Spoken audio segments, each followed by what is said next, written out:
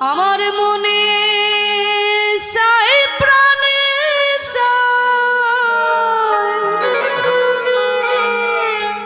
এই মনে চাই প্রাণে চাই ওই না দিলে চাই যারে তোমরা কুঞ্জ সাজাও গো আজ আমার প্রাণ না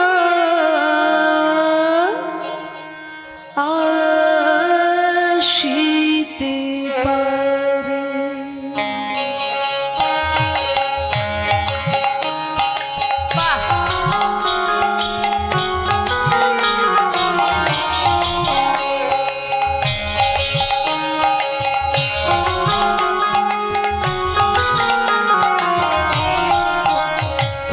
কুঞ্জ সাজাও গো আজ আমার প্রাণ না আসিতে পারে তোমরা কুঞ্জ সাজাও গো আজ আমার প্রাণ না আসিতে পারে।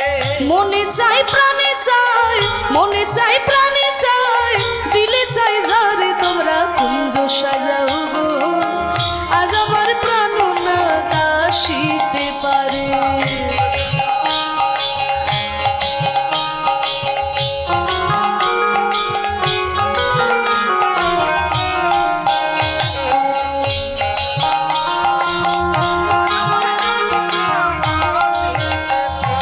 বসন্ত সময় কোকিল ডাকে কুহু সুরে এই যে বসন্তকাল এই এত সুন্দর বসন্তে কোকিল কুহু কুহু স্বরে রব করে। বসন্ত সময় কোকিল ডাকে কুহু সুরে যৌবন বসন্ত এমন থাকতে চায় না ঘরে তোমরা কুঞ্জ সাজাও গো আজ আমার প্রাণ না আসিতে পারে। হরিব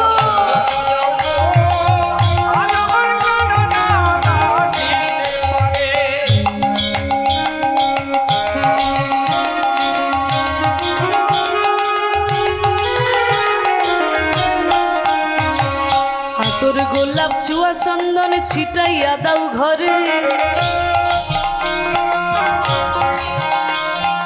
আতর গোলাপ চুয়া চন্দন ছিটাইয়া দাও ঘরে সাজাও গো ফুলের বিছানা। গোবিন্দের জন্য ফুলের বিছানা কোথায় সাজাবো? এই বাইরের মন্দিরে নয়, কোথায়? ওই সাজাও গো ফুলের বিছানা পবিত্র অন্তরে তোমরা কুঞ্জ সাজাও গো আজ আমার প্রাণ না আসিতে পারে।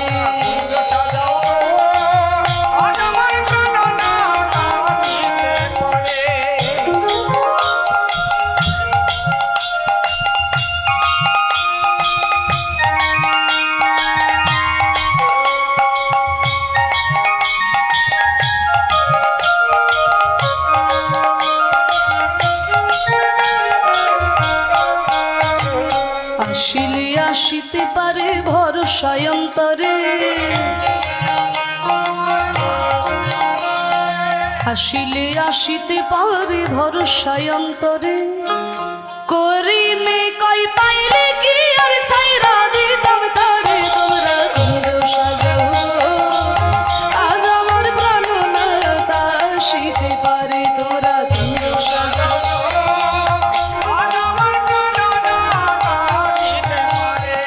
এই মনে চাই প্রাণে চাই মনে চাই প্রাণে চাই দিলে চাই যারে তোমরা কুঞ্জ সাজাও গো আজ আমার প্রাণ না আসিতে পারে তোমরা কুঞ্জ সাজাও আজ আমার প্রাণ না আজ আমার প্রাণ না আজ আমার প্রাণ না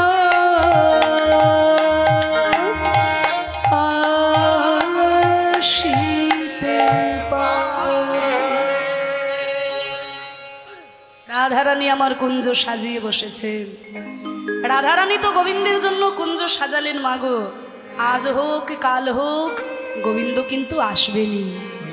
কিন্তু আমরা কি ভগবানের জন্য এই হৃদয় কুঞ্জটা সাজাতে পেরেছি? আমরা কি গোবিন্দের জন্য এই হৃদয় কুঞ্জটা সাজাতে পারলাম? আমরা বাইরের মন্দির সাজিয়ে দিই, বাইরের কুঞ্জ সাজিয়ে দিই, বাইরের মন্দির ইটালিয়ান মার্বেল দিয়ে বানিয়ে দিই, সুন্দর করে সোনার উপর গয়না দিয়ে ভগবানকে সাজিয়ে দিই, কিন্তু এই মনের মন্দিরটা সাজাতে পারি না ভগবানের জন্য। ভগবান কিন্তু এই বাইরের মন্দিরে থাকে না মা গো, ভগবান মন্দিরে থাকে না, ভগবান মসজিদে থাকে না, ভগবান গয়াকাশী বৃন্দাবনে থাকে না। ভগবান কোথায় থাকে জানেন? একটু মন দিয়ে শুনে রাখুন বাবা, ভগবান কোথায় থাকে একটু মন দিয়ে শুনুন। একজন শেঠজি হাওড়া থেকে ব্যাগে 5 লাখ টাকা নিয়ে দিল্লি যাচ্ছে, ব্যাগে 5 লাখ টাকা নিয়ে হাওড়া থেকে দিল্লি যাচ্ছে। তা একজন চোর কোনো ক্রমে জেনে গেছে যে শেঠজি ব্যাগে 5 লাখ টাকা নিয়ে দিল্লি যাচ্ছে। এবার শেঠজি উঠেছে হাওড়া স্টেশনে, তার কয়েকটা স্টেশন পরেই চোর উঠে একেবারে শেঠজির পাশের সিটে গিয়েই বসেছে। এবার যেই না চোর উঠে শেঠজির পাশে গিয়ে বসেছে, অমনি শেঠজি চোরের মুখ দেখে বুঝেছে ব্যাটার মতলব ভালো নয়, অতএব 5 লাখ টাকার ব্যাগটা নিয়ে আমাকে একটু সাবধানে থাকতে হবে। শুধু ধন থাকলেই হয় না বাবা, ধন রক্ষা করতেও জানতে হয়। তা শেঠজি যেমন ধন বইতে জানেন, ধন রক্ষা করতেও তিনি জানেন। 5 লাখ টাকার ব্যাগটাকে কোলের মধ্যে চেপে বসে আছে, আর ওদিকে চোর মনে মনে চিন্তা করছে কখন শেঠজি বাইরে যাবে আর সেই সুযোগে আমি ব্যাগ থেকে 5 লাখ টাকাটা বের করে নেব। দেখতে দেখতে চোরও আর বাইরে যায় না, শেঠজি আর বাইরে যায় না। ধীরে ধীরে ট্রেনটা হাওড়া থেকে ধানবাদ স্টেশন পৌঁছে গেল। চোর মনে মনে চিন্তা করছে শেঠজি তো আর বাইরেই যাচ্ছে না, 4-5 ঘন্টা হয়ে গেল, আমার হাত পাটা লেগে গেছে, যাই একটু বাইরে থেকে হাত পাটা ছাড়িয়ে আসি। এই বলে যেই না চোর গেছে বাইরে হাত পা ছাড়াতে, শেঠজি মনে মনে ভাবছে বাবা এই আমার ভালো সুযোগ, এই সুযোগে আমার 5 লাখ টাকাটা তাড়াতাড়ি কোথাও সরিয়ে ফেলতে হবে। এই বলে শেঠজি করলেন কি না, ব্যাগ থেকে 5 লাখ টাকাটা বের করে একটা নির্জন জায়গায় রেখে দিলেন, অন্যত্র রেখে দিলেন যাতে চোর খুঁজে না পায়। পরক্ষণেই চোর এসে শেঠজির পাশে বসেছে। তখন শেঠজি চোরকে ডেকে বলছে, ও ভাই, ও ভাই, আমার এই ব্যাগটা একটু দেখো তো, আমি বাইরে থেকে আসছি। চোর মনে মনে চিন্তা করছে আমি তো এই সুযোগের অপেক্ষাতেই বসেছিলাম, হ্যাঁ, তুমি কখন বাইরে যাবে আর সেই সুযোগে আমি তোমার ব্যাগ থেকে 5 লাখ টাকাটা বের করে নেব। আর যেই না শেঠজি বাইরে গেছে, চোর আর বিলম্ব না করে যেই না তাড়াতাড়ি ব্যাগের চেনটা খুলেছে, দেখে ফাঁকা, টাকা নাই। একি আমি পাকা খবর নিয়ে এলাম, শেঠজি ব্যাগে 5 লাখ টাকা নিয়ে দিল্লি যাচ্ছে, তাহলে আমার খবর তো কোনোদিন ভুল হয় না। তবে আমার মতো চোরকে ফাঁকি দিয়ে শেঠজি টাকাগুলো কোথায় রাখলেন ভেবে পাচ্ছে না। দেখতে দেখতে ট্রেনটা দিল্লির কাছাকাছি পৌঁছে গেল। চোর মনে মনে চিন্তা করছে আমি এমন চোর, আজ অবধি কারোর বাড়িতে চুরি করতে গিয়ে আমি খালি হাতে ফিরি নাই, আর আজকে আমি ওই শেঠজির কাছে হেরে যাব। নিজের হারটাকেও চোর মেনে নিতে পারছে না। তখন শেঠজির কাছে এসে বলছে, শেঠজি, হ্যাঁ ভাই বলো। শেঠজি, আমি ভালো মানুষ নই, আমি একজন চোর, আমি ভালো মানুষ নই। তা আমার কাছে পাকা খবর ছিল আপনি ব্যাগে 5 লাখ টাকা নিয়ে দিল্লি যাচ্ছেন। তা আপনি যখন ওই বাইরে গেলেন, আমি আপনার ব্যাগের চেনটা খুলে দেখলাম ফাঁকা। তা শেঠজি, আপনি যদি আমাকে একটু দয়া করে বলেন, আমার মতো চোরকে ফাঁকি দিয়ে আপনি টাকাগুলো কোথায় রেখেছেন? না না, আপনি ভয় পাবেন না, চুরি আমি আর করব না, চুরি করার স্বাদ আমার মিটে গেছে, চুরি আমি করব না। আমি শুধু জানতে চাই আমি এমন চোর আজ অব্দি কারোর বাড়িতে চুরি করতে গিয়ে খালি হাতে ফিরি নাই, সেই চোরকে ফাঁকি দিয়ে আপনি টাকাগুলো কোথায় রেখেছেন? তখন শেঠজি বলছে, শোনো ভাই, তুমি যেমন আমায় সত্যি কথাটা বললে, আমিও তোমাকে সত্যি কথাটা বলি। তুমি যখনই আমার পাশে উঠে বসলে, আমি তোমার মুখ দেখে বুঝেছিলাম তোমার মতলব ভালো নয়। তাই তুমি যেমন অপেক্ষা করছিলে আমি কখন বাইরে যাব, ঠিক তেমনি আমিও অপেক্ষা করছিলাম তুমি কখন বাইরে যাবে। আর যেই না তুমি আমার আগে বাইরে গেলে, আমি কি করেছি জানো? আমি কি করেছি শুনবে? আমি ওই আমার ব্যাগ থেকে টাকাটা বের করে আমি ওই তোমার ব্যাগের মধ্যে রেখে দিয়েছি।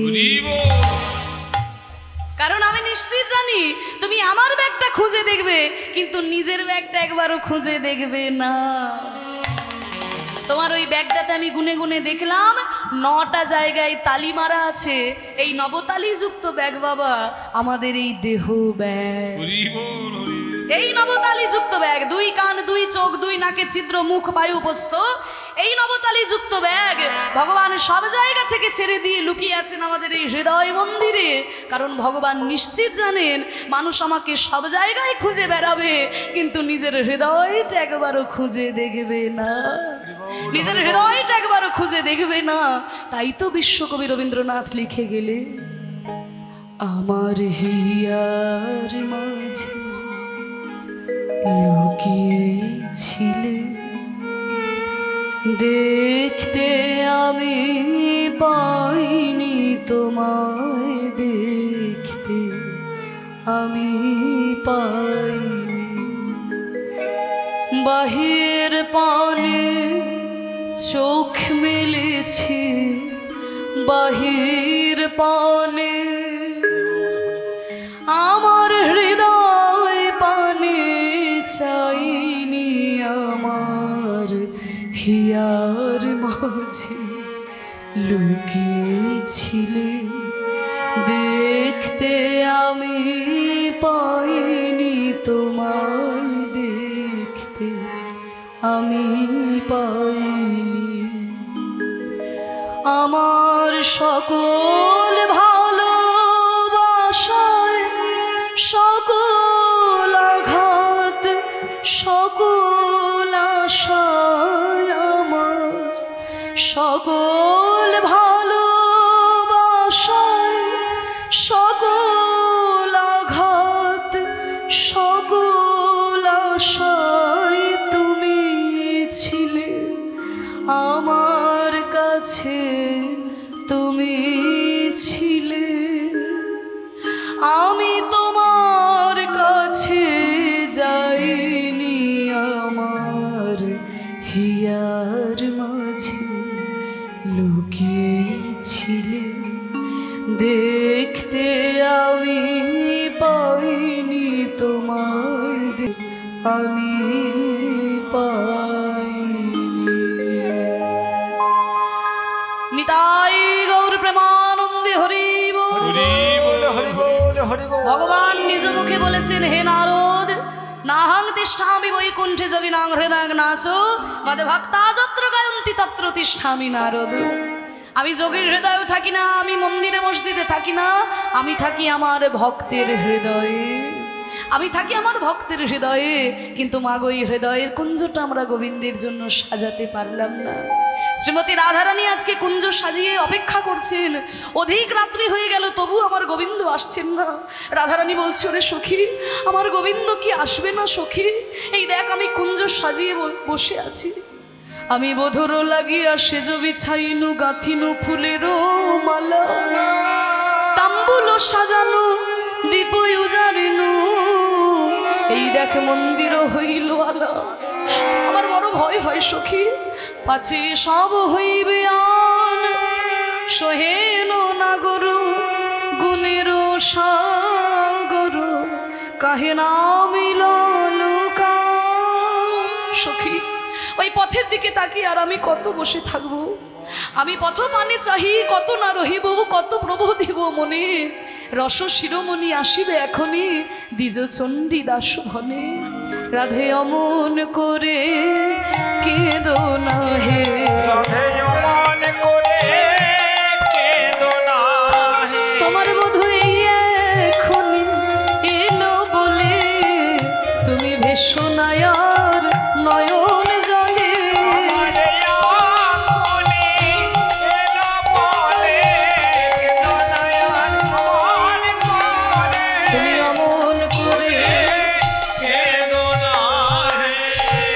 দেখুন, রাধারানী তো গোবিন্দের জন্য কুঞ্জ সাজিয়ে বসেছেন, কিন্তু গোবিন্দ আসছেন না কেন?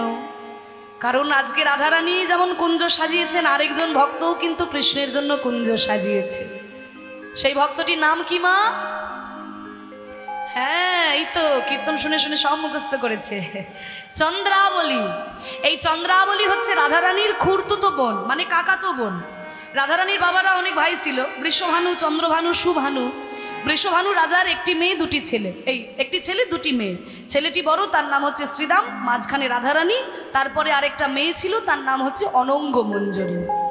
আর সুভানুর একটি ছেলে, তার নাম হচ্ছে সুবল, আর চন্দ্রভানুর মেয়ে হচ্ছে চন্দ্রাবলী। তা এই চন্দ্রাবলী কিন্তু ছোটবেলা থেকে খুব ঈর্ষা নিয়ে বড় হয়েছে যে রাধারানীও রাজার মেয়ে, আমিও রাজার মেয়ে, রাধারানী রূপবতী, আমিও রূপবতী, তাহলে গোবিন্দ কেন শুধু রাধারানীকে ভালোবাসবে, আমার দিকে ফিরেও তাকাবে না? এই যে একটা ঈর্ষা নিয়ে চন্দ্রাবলী বড় হয়েছে। তা আজকে গোবিন্দ আমার বলেছে, রাধারানীকে কথা দিয়েছে যে কুঞ্জে যাবে, কিন্তু অনেক দেরি হয়ে গেছে, গোচারণ থেকে ফিরতেই এত দেরি হয়ে গেছে। আবার মা যশোমতী শয়ন করিয়ে দিয়েছে। মা যশোমতী যখন ঘুমিয়ে পড়েছে, একটু নূপুরের শব্দ হবে বলে পা চেপে চেপে যেই না বেরিয়েছে, মনে মনে ভাবছে এত দেরি হয়ে গেছে, এখন যদি রাজপথ দিয়ে যেতে যাই তাহলে তো অনেক দেরি হয়ে যাবে, আমি বরং ওই বাগানের পথ দিয়ে চলে যাই, তাড়াতাড়ি হয়ে যাবে। এবার যেই না ওই বাগানের পথ দিয়ে যেতে গেছে, সেই পথে ছিল চন্দ্রাবলীর কুঞ্জ। শুনতে পেল গোবিন্দের নূপুরের শব্দ, কে যায়, কে যাচ্ছে পদ্মা, কে যায়, নূপুর বাজায়, কে বাজায় গো, কে যায়, কে যায়, নূপুর বাজায়, কে বাজায় গো, কে যায়, নূপুর বাজায়, কে বাজায় গো, ওই যায় রে চিকন কালো রূপ, যায় কান কালো রূপ, আরে রাধা বলে বাঁশি বাজায়, কে যায়, উলুধ্বনি, কে যায়, কে বাজায় গো, কে যায়, কে যায়, নূপুর বাজায়, কে বাজায় গো। চন্দ্রাবলী বলছে, ও পদ্মা বলে কে বাজায়, কে বাজায়, কে বাজায়, কে বাজায়, কুঞ্জ পথে বলো কে বাজায়, কে বাজায়, কুঞ্জর কাছে বলো কে বাজায়, কে বাজায়। দেখুন একটা কথা কিন্তু দুটো অর্থ। বলছে কুঞ্জ পথে কে বাজায়, কে বাজায় মানে কে চলে যায়। আবার উল্টো দিকে বলছে কে বাজায়, কে বাজায়, বলো কে বাজায়, কে বাজায়, এমন রুনু ঝুনু সুরে নূপুর কে বাজায়, কে বাজায়, রুনু ঝুনু, এমন রুনু ঝুনু, রুনু ঝুনু, রুনু ঝানু, রুনু ঝানু, রুনু ঝানু, রুনু ঝানু, ঝানু ঝানু, ঝানু ঝানু, ঝানু ঝানু, ঝানু, রুনু ঝুনু সুরে নূপুর কে বাজায়, কে বাজায়, রুনু ঝুনু নূপুর কে বাজায়, কে বাজায়, কে যায়, কে যায়, নূপুর বাজায়, কে বাজায় গো, কে যায়, কে বাজায়, নূপুর বাজায়, কে বাজায় গো। আচার খেয়ে বলল চন্দ্রাবলী গোবিন্দের চরণ তলে, প্রাণনাথ,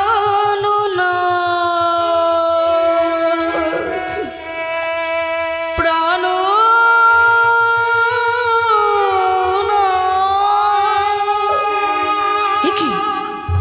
এ কি চন্দ্রা, আমাকে ছেড়ে দাও, আমাকে ছেড়ে দাও চন্দ্রা।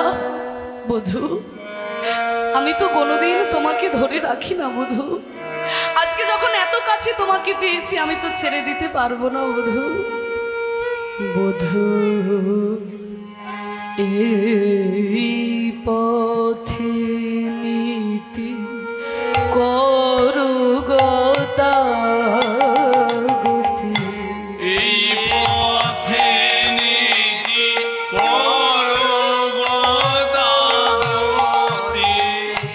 নূপুরের ধ্বনি শোনে,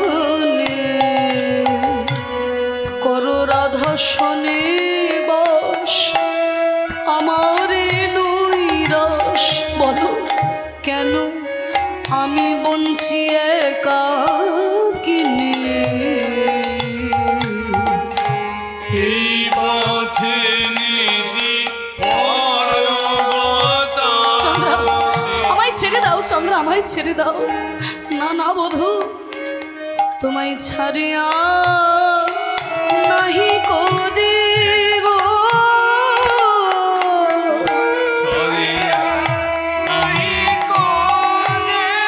কি করবে আমায় নিয়ে, আমার হৃদয় মাঝারে পরাণ যেখানে,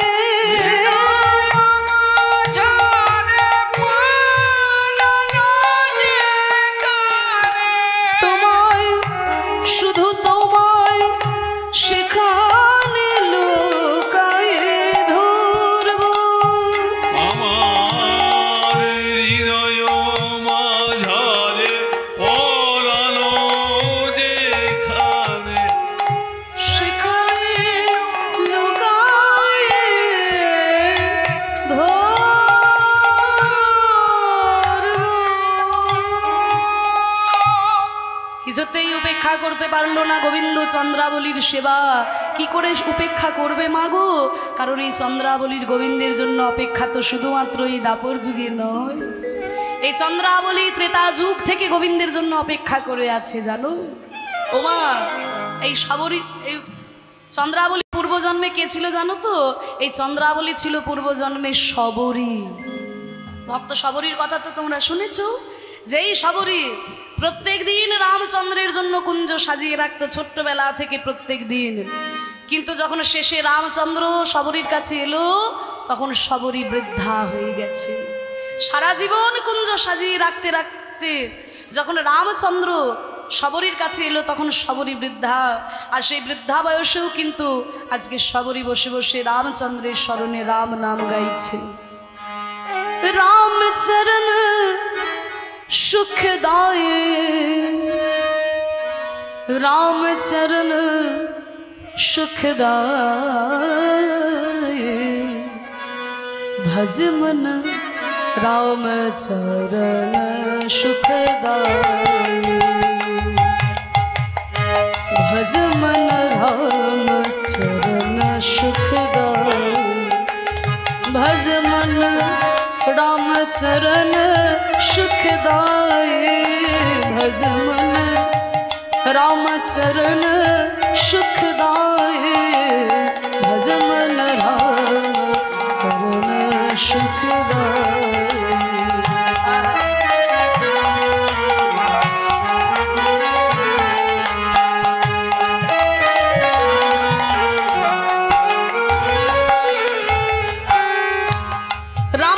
সুখদায়ী রামচন্দ্রের চরণ কত শীতল কত সুখদায়ী এই ভজনটির মধ্যে বলছে। কেমন রামচন্দ্রের চরণ? যেই চরণ নশে নিকাশি সুর সারে, শঙ্কর জটা সময়, যেই চরণ নশে নিকাশি সুর সারে। সুর সারি মানে হচ্ছে মা গঙ্গা। তাহলে মা গঙ্গার জন্ম হয়েছিল কোথায়? শ্রী বিষ্ণুর চরণ থেকে মা গঙ্গা নির্গত হয়েছে। তাহলে যিনি শ্রী বিষ্ণু তিনিই তো রামচন্দ্র।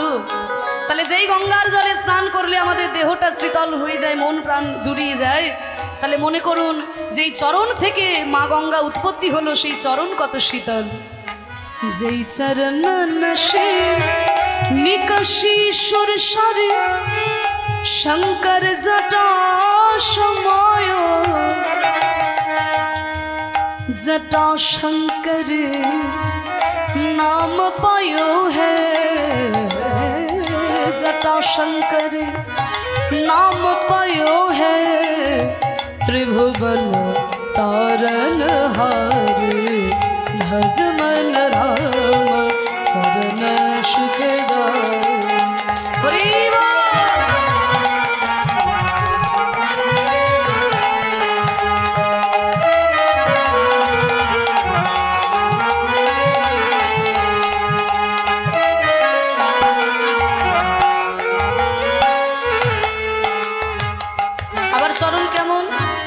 जय चरणन की चरण पादुका, भरत रयो लिवलाये।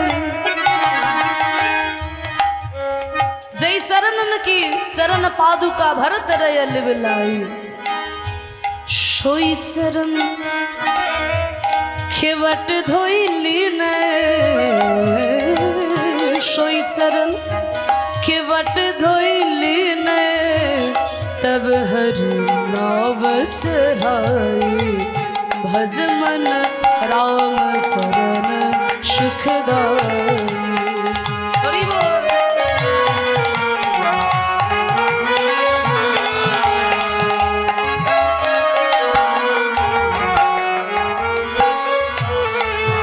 দেখুন এই ভজনটির মধ্যে শুধু রামচন্দ্রের চরণের শীতলতার বর্ণনা দিচ্ছে তা নয়, খুব সুন্দর একটা ঘটনার এই বর্ণনা আছে এই ভজনের মধ্যে। একটু ছোট্ট করে বলি কোন ঘটনা না, যখন রামচন্দ্র সীতা দেবীকে নিয়ে বনবাসে গেলেন, এবার সেখানে তিনি নদীতে পার হবেন, দেখে কিনা নাবিক নৌকা নিয়ে দাঁড়িয়ে আছে নদীর ধারে। রামচন্দ্র সীতা দেবীকে সঙ্গে নিয়ে আজকে নাবিকের কাছে এসে বলছে, নাবিক তুমি আমাদের পার করে দাও, আমরা ওই পারে যাব। নাবিক বলে উঠল, হে প্রভু রাম, আমি আপনাকে পার করে দিতে পারি, আমি তো পার করার জন্যই আছি, কিন্তু প্রভু আমি আপনাকে নৌকায় ওঠাতে পারি, কিন্তু তার আগে আমার একটা শর্ত আছে। বলে, বাবা তুমি তো ঘাটের নাবিক, তুমি তো নৌকা নিয়ে দাঁড়িয়ে আছো পার করার জন্য, অর্থ নেবে তুমি পার করে দেবে, মাঝে আবার কিসের শর্ত? বলে, না প্রভু আমার একটা শর্ত আছে। বলে, কি শর্ত? না প্রভু, আমি শুনেছি আপনার ওই চরণ দুটি একটা পাথরের উপর পড়েছিল, ওই পাথরটা নাকি একটা নারী মূর্তি ধারণ করেছিল। ও মাইরা, কে গো? অহল্যা। অহল্যা পাথর হয়েছিল না? ঋষি গৌতমের অভিশাপে অহল্যা পাথর হয়েছিল। যখন রামচন্দ্র ওই পাথরের মধ্যে চরণ দিলেন, তখন অহল্যা আবার নিজের রূপ ফিরে পেল। তা বলছে, আমি শুনেছি আপনার ওই চরণ দুটো একটা পাথরে পড়েছিল, আর সেই পাথরটা একটা নারী মূর্তি ধারণ করেছিল। তা প্রভু রাম, আমার তো এই ছোট্ট নৌকাটি একমাত্র জীবিকার সম্বল, আর আপনি যদি আমার এই নৌকাতে চরণ দেন, আর আমার এই নৌকাটা যদি কোনো নারী মূর্তিতে পরিণত হয়ে যায়, তখন আমি কি করব? আর যদি নারী মূর্তি হয়ে যায়, অন্য কিছু হয়ে যায়, তাহলে আমার তো জীবিকার সম্বলটাই চলে যাবে। রামচন্দ্র তো অবাক হয়ে গেলেন। বলে, তাহলে নাবিক তুমি কি করতে চাও? বলে, প্রভু আমার একটা মনের ইচ্ছা আছে, বলবো? বলে, হ্যাঁ বলো, আর তো কোনো উপায় দেখছি না। বলে, প্রভু ওই চরণেই যত সমস্যা, তো আপনার ওই চরণ দুটিকে আমি আগে নিজের হাতে ভালো করে ধুইয়ে দেব, তারপরে আপনাকে নৌকায় ওঠাবো। ভগবান কি চতুর, যেজন ভগবানকে ভজনা করে ভগবান অপেক্ষা আরো বড় চতুর। দেখুন আজকে রামচন্দ্রের চরণ সেবা করার জন্য নাবিক বলছে যে আপনার চরণ দুটো আমি ধুইয়ে দিয়ে নৌকায় ওঠাবো। রামচন্দ্র তো দেখলেন যে আর কোনো উপায় নাই, তাই চরণ দুটো বাড়িয়ে দিলেন। আর নাবিক ওই নদীর জল দিয়ে চরণ ধোবাবে কি, আজকে নয়ন জল দিয়ে রামচন্দ্রের চরণ দুটিকে ধুইয়ে দিচ্ছে। राम चरण सुखदाई भजमन, राम चरण सुखदाई भजमन, राम चरण सुखदाई। हरि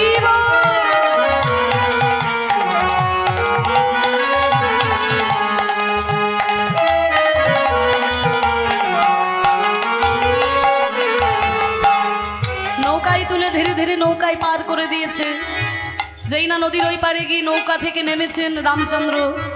এবার দেখুন রামচন্দ্র এসেছেন বনবাসে, নাবিককে দেওয়ার মতো কিছু নাই।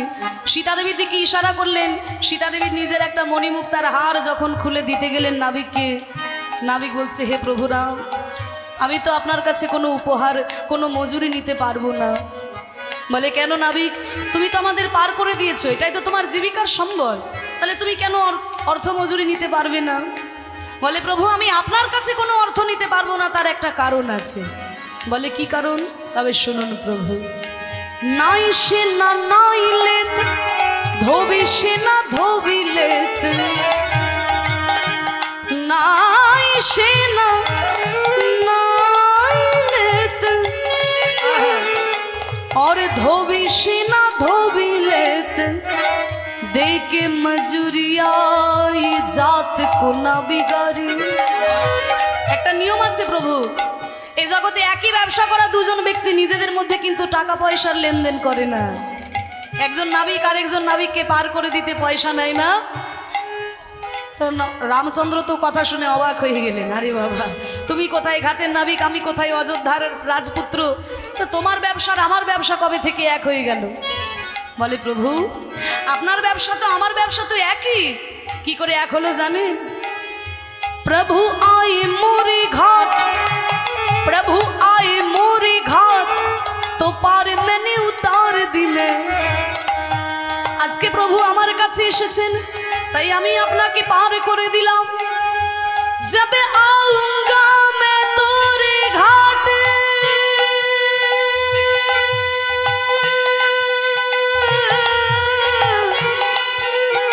তো পার মোহি উতারিও।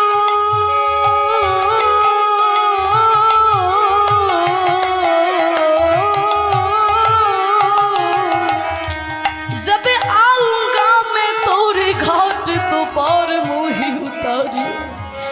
হে প্রভু, আজকে আপনি আমার কাছে এসেছেন, আমি আপনাকে এই ছোট্ট নদী থেকে পার করে দিলাম, কিন্তু আপনি কে আর কেউ জানুক না জানুক আমি তো ভালো করে জানি। আমি তো এই ছোট্ট নদীর কান্ডারি, কিন্তু আপনি তো এই ভবসাগরের কান্ডারি প্রভু। আজকে আপনাকে আমি এই ছোট্ট নদী থেকে পার করে দিলাম, কিন্তু যেদিন আমার সকল খেলা সাঙ্গ হবে, যেদিন আমার ভবপারের ডাক আসবে, সকল ইন্দ্রিয় শিথিল হবে, চলে যাব ভব নদীর পারে, তুমি দাঁড়িয়ে থাকবে ভবসাগরের পারে কান্ডারি হয়ে প্রভু। আজকে আমি তোমাকে এই ছোট্ট নদী থেকে পার করে দিলাম, সেদিন যেন তুমি আমাকে ভব সিন্ধু পার করে দিও। নিতাই গৌর হরি। তাই বলছে प्रभु आए मोरे घाट तो पार मैंने उतार दिले, जब आऊंगा मैं तोरे घाट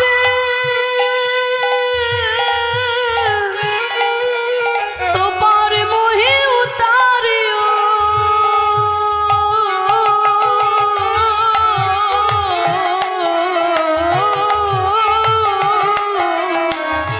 जब आऊंगा मैं तोरे घाट तो पार मोहि उतारियो, राम चरण सुखदाई। निताई गौर हरि। भज मन राम चरण सुखदाई, भज मन राम चरण सुखदाई, भज मन राम चरण सुखदाई, भज मन राम चरण सुखदाई, भज मन राम चरण सुख, राम चरण सुख, राम चरण सुखदाई। निताई गौर प्रेमानंदे हरि। এইভাবে যখন শবরী বসে বসে রাম নাম গাইছে, এমন সময় রামচন্দ্র এসে দাঁড়ালো শবরীর কাছে, আর তখন শবরী বৃদ্ধা হয়ে গেছে। সারা জীবন অপেক্ষা করতে করতে রামচন্দ্র যখন এলো, তখন শবরী বৃদ্ধা লুটিয়ে পড়ল রামচন্দ্রের চরণতলে। হে প্রভু, আমি সারা জীবন তোমার জন্য অপেক্ষা করেছি প্রভু, আর আজকে যখন তুমি আমার কাছে এলে, দেখো আমি তো বৃদ্ধা হয়ে গেছি প্রভু। এখন আমি কি দিয়ে তোমার সেবা করব?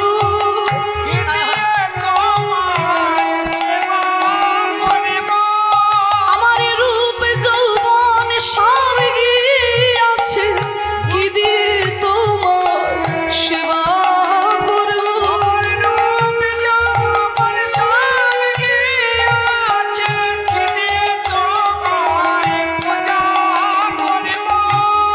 আমি যে বৃদ্ধা হয়ে গেছি, তোমার সেবা করব, সেই সেবা করার যে আমার শক্তিটুকু নাই প্রভু। রামচন্দ্র বললেন, শবরী, তোমার ইচ্ছা, তোমার মনের ইচ্ছা আমি এই জন্মে পূর্ণ করতে পারি নাই, তবে তুমি দুঃখ করো না। এই যে তুমি আমার জন্য সারা জীবন অপেক্ষা করলে, আমি তোমাকে কথা দিলাম, আগামী দাপর যুগে যখন আমি নন্দদুলাল কৃষ্ণ হয়ে জন্ম নেব, তুমি হবে চন্দ্রভানুর কন্যা চন্দ্রাবলী।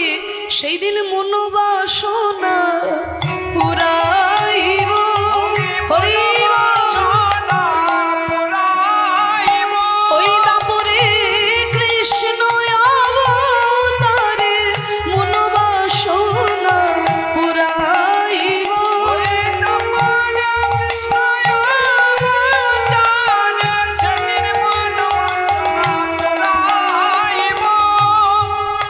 তাই সেই শবরী আজকে জন্মগ্রহণ করেছে চন্দ্রাবলী হয়ে। তাই তো গোবিন্দের জন্য এতদিনের অপেক্ষা, আর গোবিন্দ কি করে উপেক্ষা করতে পারে?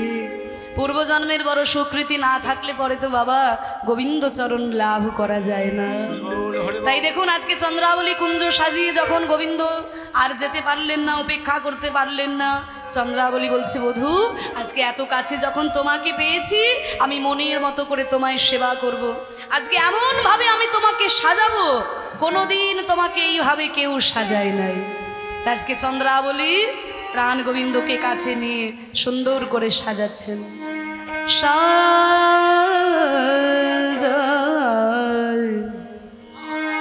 মনের মতো করে প্রাণ গোবিন্দকে সাজায় চন্দ্রাবলী,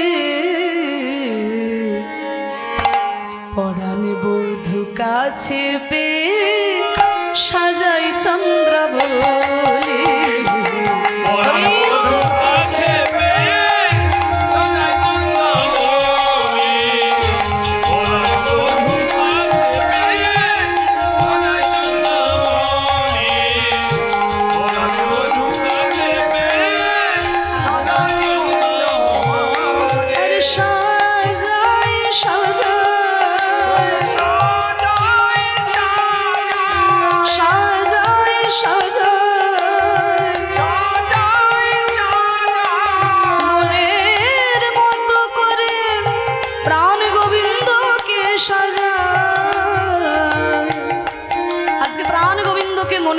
করে চন্দ্রাবলী সাজাচ্ছে।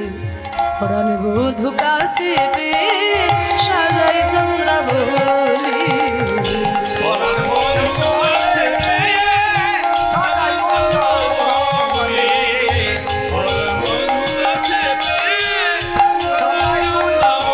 ওমা কেমন করে সাজাচ্ছে দেখো। অধরে শ্যামের বদনে কাজল দিল, আর ললাটে সিন্দুর।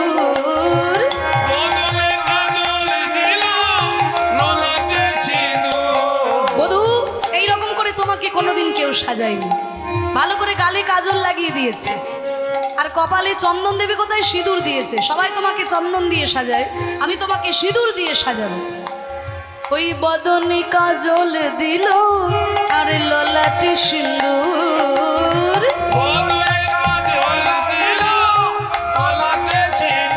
বধূ সবাই তো তোমাকে হলুদ কাপড় পরায়, আমি তোমাকে নীল শাড়ি পরাবো। নিজের একটা নীল শাড়ি পরিয়েছে, নীল শাড়ি পরাইল, নীল শাড়ি পরাইল। কেমন দেখিতে মধুর,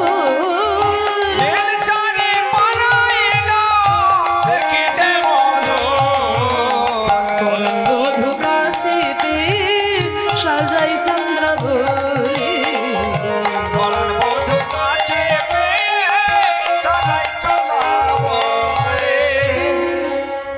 সারা নিশি চন্দ্রাবলীর কুঞ্জে যাপন করে প্রাণ গোবিন্দ ভুলেই গেলেন শ্রীমতী রাধারানীর কথা। সারা নিশি চন্দ্রাবলীর কুঞ্জ যাপন করে যেই না প্রভাত হয়েছে, কাক ভোর, হঠাৎ করে গোবিন্দের মনে পড়ে গেল সেই রাধারানীর কথা। একই আমি যে রাধারানীকে কথা দিয়েছিলাম আমি কেশর কুঞ্জে যাব।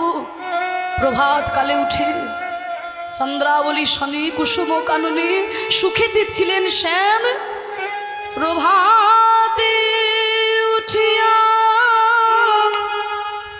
ভয়ভীত হইয়া আজ আইল রাধার ঠাই। যেই না সকালবেলায় রাধারানীর কুঞ্জের সামনে এসে দাঁড়িয়েছে, গলে পিতবাস করিয়া সাহস দাঁড়াইল রায়ের আগে। দেখে ফুল মালা তাম্বুলের ডালা ফেলিয়াছে রায়ের আগে। অভিমান করে রাধারানী ওই তাম্বুলের ডালা ফুলের মালা মাটিতে ছুঁড়ে ফেলে দিয়েছে। মাটিতে লুটিয়ে থাকা মালাকে বুকে জড়িয়ে ধরে বলছে, ওরে মালা, ওরে মালা, তুই আমাকে জানিয়ে দিলি তোর মতো আমাকেও যে কাঁদতে হবে।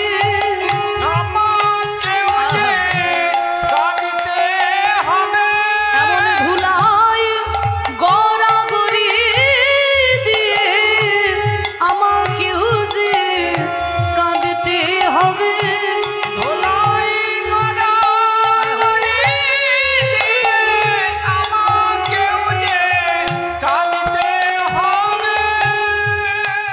যেই না এক পা দুপা করে প্রাণ গোবিন্দ রাধারানীর কুঞ্জে প্রবেশ করেছেন, সখীরা সকলে রাধারানীকে বলছে, রাধে, এই সারা নিশি পরে প্রভাতকালে তোর প্রাণবধূ এসেছে তোর কাছে। অন্য নায়িকার সেবার চিহ্ন তার সারা গায়ে আমরা দেখতে পেয়েছি। রাধে, তুই মান কর। কি বললি সখী? মান করবো? হ্যাঁ মান কর। মান কেমন করে করতে হয় সখী? এখন আমাদের মান করাও শিখিয়ে দিতে হবে। ও মায়েরা, তোমরা তো মান করো, মান করো, মান করে না এমন কি কেউ আছে? মায়েরা তো মান করবেই নিজের প্রিয়তমের উপরে, বা স্বামীর উপরে, নিজের প্রিয়তমের উপরে মান তো করবে। মান মাঝে মধ্যে মান অভিমান না থাকলে ভালোবাসা কিন্তু দৃঢ় হয় না, শক্ত হয় না। তাই রাধারানী বলছে, তাহলে মান কি করে করব? সখীরা বলছে, ওরে সখী, তোকে এখন মান করাও শিখিয়ে দিতে হবে। তাহলে আমরা কি করি? মান করলে কি করি? কথা বলা একদম বন্ধ করে দিই, তাই না? কথা বলা বন্ধ, এইটা হচ্ছে সব থেকে বড় উপায়। তাই কোনো কথা বলবে না। রাধারানীকে বলছে, ওরে সখী, তুই তো কথা বলবিই না, এক কাজ কর, গোবিন্দ তো কালো, তা তুই এক কাজ কর, তুই মান করে কালো রকমের যা কিছু আছে কালো রঙের কোনো কিচ্ছু তুই দেখবি না। মানে গোবিন্দ যেহেতু কালো, কালো রঙের কোনো কিছু দেখবি না, এইভাবে মান কর। রাধারানীকে শিখিয়ে দিয়েছে, ঘোমটা টেনে বসে আছে। হ্যাঁ রে রাধে, তুই তো বলছিস গোবিন্দের ওপর মান করেছিস, তাই কালো রঙের কোনো কিছু দেখবি না। বলতো রাধে কি করিবি, কি করিবে, কি করিবি, কি করিবে? ওই সামনে তাকিয়ে দেখ, ওই তমাল গাছটা কালো কুচকুচে দাঁড়িয়ে আছে। ওই তমাল কালো তুই কি করবি, আমার কালো তুই কি করিবে, তমাল কালো তুই কি করবি, আমার কালো তুই কি করিবে? ওই দেখ তমাল গাছটা কালো, কি করবি তুই? রাধারানী বলছে ললিতা, ওই তমাল গাছটাকে আমি সোনা দিয়ে মুড়িয়ে দেব, তাহলে তো সোনার মতো রং হয়ে যাবে। বলে হ্যাঁ তা তুই পারবি, রাজার মেয়ে যখন গাছটাকে সোনা দিয়ে মুড়িয়ে দিতে পারবি। কিন্তু বলতো রাধে কি করিবি, কি করিবে? এই মাথার উপর এই কেশ কালো তুই কি করিবি, কেশ কালো তুই কি করিবে? এই মাথার কেশগুলো কালো কি করবি? বলে আমার মাথার কেশ আমি রাখবো না, মুন্ডন করে দিবি। বলে মস্তক মুন্ডন করে আমি যোগিনী হয়ে যাব, মুড়াবো মাথার কেশ, ধরিব যোগিনী বেশ। বাবা, মস্তক মুন্ডন করে যোগিনী হবি, ঠিক আছে তাও না হয় মেনে নিলাম। কিন্তু রাধে, এই যে তোর নয়নের তারা দুটো কালো, চোখের মণি দুটো কালো, তাহলে তুই কি করবি? বলে এই চোখ দুটো আমি আর রাখবো না।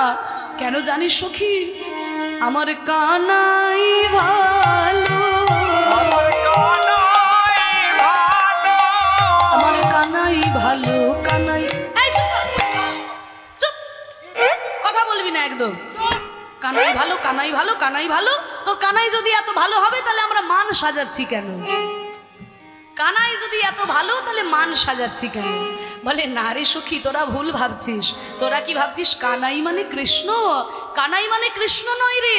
আমি বললাম আমার কানা হওয়াই ভালো, কানাই ভালো। যে নয়ন কৃষ্ণ বদন দেখতে পায় না, তার কানা হওয়াই ভালো। যে বদন কৃষ্ণ বদনে দেখতে পায় না, কানা হয় ভালো। বলে ঠিক আছে, রাধারানীর মান এবার পাকা হয়েছে। কুঞ্জের বাইরে বেরিয়ে এসে রাধারানী বলছে বধূ, বাহ ভালোই করেছো বধূ, সকাল সকাল এসেছো, ভালো হইল আরে বধূ আইলা সকালে। আমি প্রভাতে দেখিলাম মুখ, আমার দিনে যাবে ভালো। সকাল সকাল তোমার মুখটা দেখলাম তো, সারা দিনটাই আমার বড় ভালো যাবে। আচ্ছা বধূ, এই তো বলো, তোমার এই যে সারা গায়ে সেবার চিহ্ন আমরা দেখতে পাচ্ছি তো, তা এই সেবার দাগ তোমার কোত্থেকে এলো যদি আমাদের একটু বলো, খুব ভালো হতো। কি হয়েছে রাধে, এ কোন দাগের কথা বলছো? আচ্ছা বুঝতে পারছো না? ললিতা, একটা আয়না এনে দে রে, ভালো করে দেখা মুখখানা। নীলোত বলো শ্রীমুখ মণ্ডল,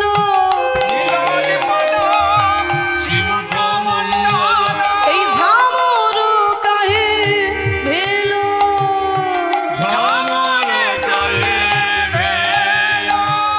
নীল পদ্মের মতো এত সুন্দর তোমার মুখটা, এমন ঝামাটে হয়েছে কেন? ও আমার মুখটা শুকিয়ে গেছে বলে বলছো? আসলে কালকে রাত্রিরে না আমার খুব জ্বর হয়েছিল জানো রাধে, ওই মদন জ্বরে তনু তাতল, আমি জাগরে নিশি গেলো, জাগরে নিশি গেলো। ও তোমার জ্বর হয়েছিল বলে মুখটা শুকিয়ে গেছে, ঠিক আছে তা না হয় বুঝলাম বধূ। কিন্তু বলো তো, এই তোমার সারা গায়ে যে নখের দাগ আমরা দেখতে পাচ্ছি, নখ নির্ঘত ক্ষতবক্ষসী দেহ হলো কোনো নারী, সর্বনাশ রাধে, এ নখের দাগ কেন হতে যাবে? এ তো কাঁটার দাগ। কণ্ঠকে তনু ক্ষত বিক্ষত তহি ঢুটোইতে গৌরী, আমি কালকে রাত্রে তোমাকে খুঁজতে গিয়ে ওই কাঁটার ঝোপের মধ্যে প্রবেশ করে ফেলেছিলাম, তাই আমার সারা গায়ে কাঁটার দাগ। ও কাঁটার দাগ, ঠিক আছে তাও না হয় মেনে নিলাম বধূ। কিন্তু এতদিন তো জানতাম সবাই তোমাকে চন্দন দিয়ে সাজায়, কেউ তোমাকে সিঁদুর দিয়ে সাজায়, তা তো জানা ছিল না। সিন্দুর কাহে অলকা পরি, চন্দন কাহা গিলা, এতদিন জানতাম সবাই তোমাকে চন্দন দিয়ে সাজায়, তোমাকে কেউ সিঁদুর দিয়ে সাজায় জানতাম না তো। রাধে তুমি ভুল ভাবছো, আমাকে কেউ সিঁদুর দিয়ে সাজাবে কেন? আরে কালকে রাত্রিরে আমি যখন তোমার কাছে আসছিলাম দেখলাম গিরি গোবর্ধনের উপরে গৌরী পুজো হচ্ছে, তাই গৌরী মন্দিরে গিয়ে যখন প্রণাম করলাম ওই আশীর্বাদ স্বরূপ ঠাকুরমশাই সিঁদুর দিয়েছে। গিরি গোবর্ধনে গৌরী কোশবে তাই সিন্দুর করি ভালে, সিন্দুর ভালে কইলা।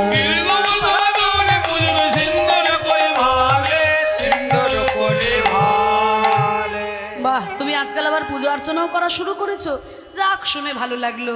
কিন্তু বলো তো বধূ, এতদিন জানতাম তুমি হলুদ কাপড় পরো, তোমাকে কেউ নীল শাড়ি পরায় তা তো জানা ছিল না।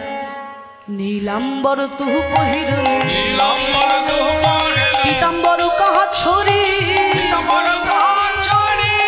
বলো এতদিন তো জানতাম তুমি হলুদ কাপড় পরো, তোমাকে নীল শাড়ি কে পরিয়েছে? ও রাধে, আমাকে কেউ নীল শাড়ি পরাবে কেন? কি হয়েছে জানো তো, ওই কালকে রাত্রিরে আমি দাদা বলরামের সঙ্গে ঘুমিয়েছিলাম। এবার দাদা বলরাম তো নীল কাপড় পরে, তো ওই দাদা বলরামের কাপড়টা আমার গায়ে এসেছে আর আমার গায়ে কাপড়টা দাদা বলরামের গায়ে চলে গেছে। অগ্রজ শনে পরিবর্তিত নন্দালয়ে ভরি। দেখুন আজকে প্রাণ গোবিন্দ রাধারানীকে কেমন যুক্তি দিচ্ছে দেখুন। যেই বলেছে দাদা বলরামের কাপড় আমার গায়ে এসেছে, রাধারানী বলছে ললিতা, বিশাখা, আজকে আমার বধূর কাছে একটা নতুন জিনিস আমরা জানতে পেরেছি। শোন, ওই বলাই দাদা শাড়ি পরে, বলাই দাদা শাড়ি পরে, বলাই দাদা শাড়ি পরে, বলাই দাদা শাড়ি পরে, আজ হতে জানা গেল বলাই দাদা শাড়ি পরে, আজ হতে জানা গেল বলাই দাদা শাড়ি পরে। এবার নিজের কথাতে নিজেই জড়িয়ে গেছে। এতক্ষণ তো গোবিন্দ আর তাকিয়ে দেখেনি যে যেটা পরিয়েছে সেটা কাপড় নয়, ধুতি নয়, শাড়ি। এইবার ধুতি আর শাড়ির মধ্যে পার্থক্য থাকবে না? গোবিন্দ তো বলে ফেলেছে আর কি, ওই শাড়ির মতোই দেখতে, ধুতির মতোই দেখতে শাড়ি। এখন তো সব একই রকম, নতুন স্টাইল এখন হয়েছে তো। আচ্ছা ঠিক আছে, এই যে তুমি এতগুলো কথা বললে বধূ, এই তোমার সব কথা আমি মেনে নেব, তুমি যা যা বলেছো আমি সব মেনে নেব বধূ। আমার একটা শেষ প্রশ্ন আছে, এই প্রশ্নের যদি উত্তর দিতে পারো জানবো তুমি চিরকালের জয়ী, তাই নইলে এই রাধারানীর কাছে তোমার পরাজয় স্বীকার করতে হবে। বলো তো বধূ, অঞ্জন কাহে গণ্ডস্থলে গিরি খণ্ডনয় ধরে। বধূ, এই যে তোমার গালে কাজল আমরা দেখতে পাচ্ছি, বলো তো বধূ তোমার এই গালে কাজল এলো কোত্থেকে? আর যেই রাধারানী বলেছে বধূ তোমার গালে কাজল এলো কোত্থেকে, আর কি যুক্তি দেবে? আরে উত্তর প্রতি উত্তর দিতে পরাজিত শশী শেখরে,